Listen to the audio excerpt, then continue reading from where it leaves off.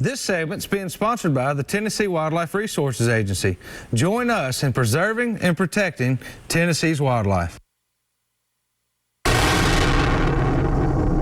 Do you remember that person that first introduced you to the love of the outdoors? It could have been a parent or grandparent. It may have been your neighbor or a friend. Could have even been your spouse. Mine was my dad. And I still remember that very first deer hunt that he took me on. The memories are so clear like it happened yesterday, and all the other countless memories that we shared together through the years. What would I have missed if he hadn't have taken the time? Now let me ask you this. Do you remember the person that first shared the love of God with you? I remember that person as well. And I can think back through my life of all the blessings that God has given me and all the great things that he has put in my life that I could have missed if that person had not taken the time. So my challenge for you this week is pretty simple, but it's double. If you can, go to that person that shared the love of the outdoors with you. Share some memories, share some laughs, reminisce over some of those hunting stories. But the big one is this. Go to that person that first shared the love of God with you. Tell them thank you. Think about all the blessings that God has given you since then.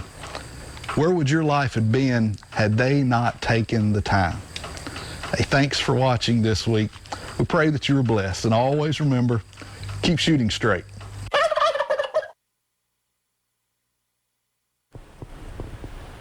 All right, this segment's being sponsored by Taylor's Archery. They're at 100 East Lauderdale Street in Tullahoma, Tennessee.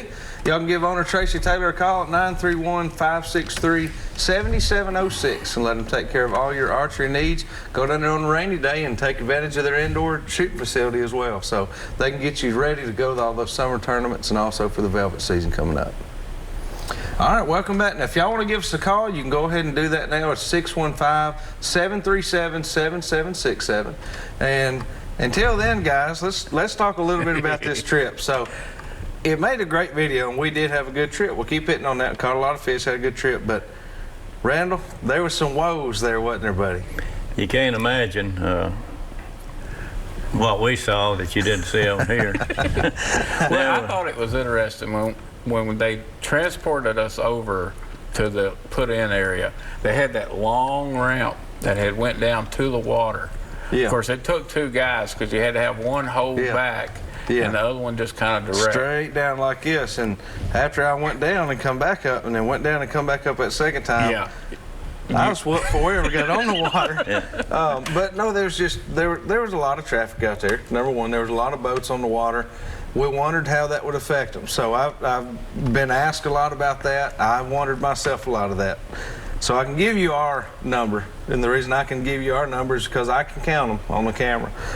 We floated 5.5 miles down the river with all the other kayaks, canoes from the rental place till they took out. In those first 5.5 miles, we caught 4 fish. Okay, we had 4 fish in those 5.5 miles.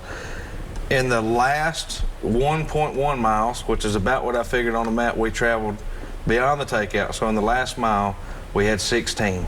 With nobody messing us up. And that was in about an hour versus about 6 hours for the previous mile. So it made a big difference now that the fish can't leave the river. You know, Randall made that statement, but what they can do is go down there and hang on to that tight brush in the deepest water they can find and lay their nose up against it and stay there till that evening and everybody's out of there and then they can go do their thing. So it does make it tougher as far as doing that, you know, this time of year when you have such a crowd getting up there with you.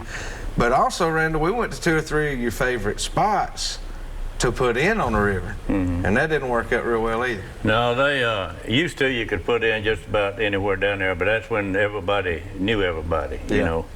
And the local people down there that owns land, I know how they feel.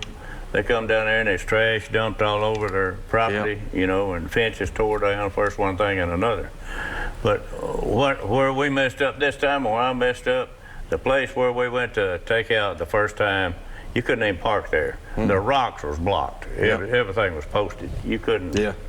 You couldn't get in there. It's all up and down through there. That's how it was. What was that? About 5 miles? It was several miles, and like I say, we ended up going back about 5 miles, trying different spots, and never could get on the water. Yeah, we started to go on down past where the takeout was at.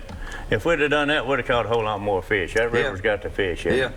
But I had never seen this thing with this canoe rental on it, you know, but it'd been a while since I've been on the Piney. Yeah. But it taught me a lesson. Next time I go to any river, I'm gonna scout before I go. There's a few more people found out about it since you was last down there. Yeah. We're gonna take a couple calls, Hill.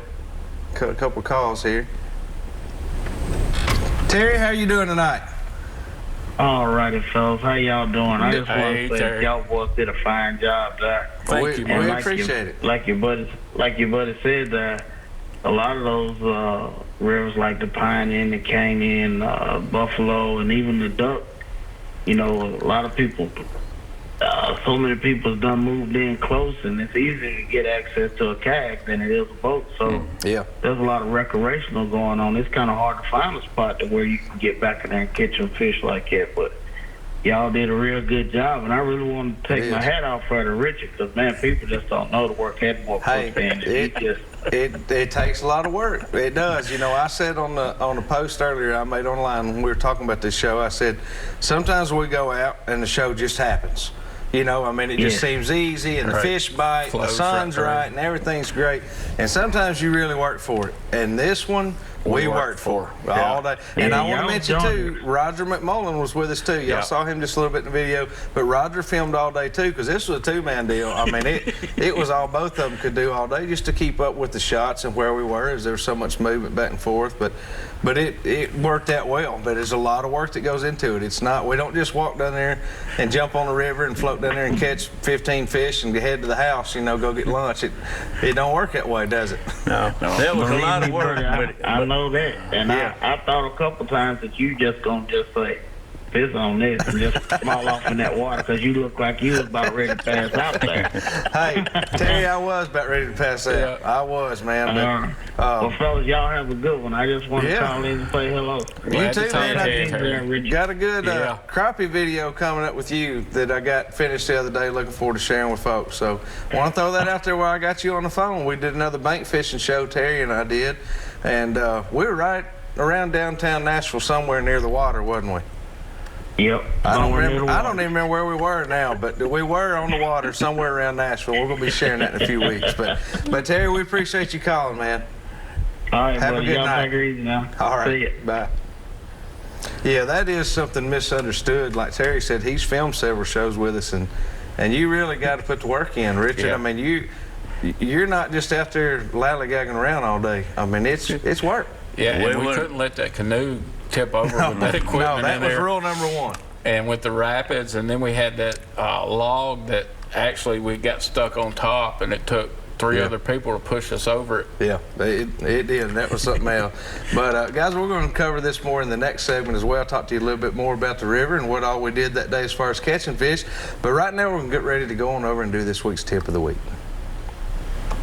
This week's tip of the week is being sponsored by our friends over at Crowlite Real Estate Service. Our buddy Wes Stone down there, 1432 Main Street in Lebanon, Tennessee. Y'all can give Wes a call, 615-444-8200, and let him take care of all of your real estate needs. All right, welcome back. Now, guys, there were several tips kind of came to mind for me tonight, but because of what we're talking about, I kind of wanted to throw this out there. Randall kind of got me a while ago just a little bit, but I want to hit on this just a little more. Randall knew this body of water, okay, and he knew it well, and he had fished a lot in the past, but he hadn't been there in quite a while. And we all just loaded up and we took off, okay? But really and truly what we should have done, it would have made this a lot better. Done a little scouting. We could have got some maps out and started looking. Nowadays we have access to things like Onyx and other map systems that'll tell us that all the land through there is private and we can't get in there, you know, or whatever it may be. But we could have done a little bit more pre-scouting. So that's our tip this week is when you get ready to go somewhere that you're not familiar with, you don't go there every weekend like you do at the local lake or something like that. You just hadn't been there That's in a right. while. Or even if you hadn't been there in a long time. A lot can change, can't it, Randall? Oh, yeah. A lot can change. Yeah, you got, when we pulled up there to put in, and I seen that 171 canoes out there, that we in trouble. we had 4 miles to go through, and I don't care how good of a fisherman you are, you're not going to catch a fish that's just been bumped by a boat, you know. And we was all in them. We could have gone on down the river a whole lot earlier than what we did. You know, we could have had a whole lot better trip. But don't not go river fishing, folks, just because we're telling you this stuff. No, actually, we're telling you this to help. Because we want you to scout and get ahead of this and get where the fishing's going to be better. That's the whole deal. So, that's right. Well, guys, we're going to take another quick break. We'll be back here in just a minute with some more Southern Woods and Waters.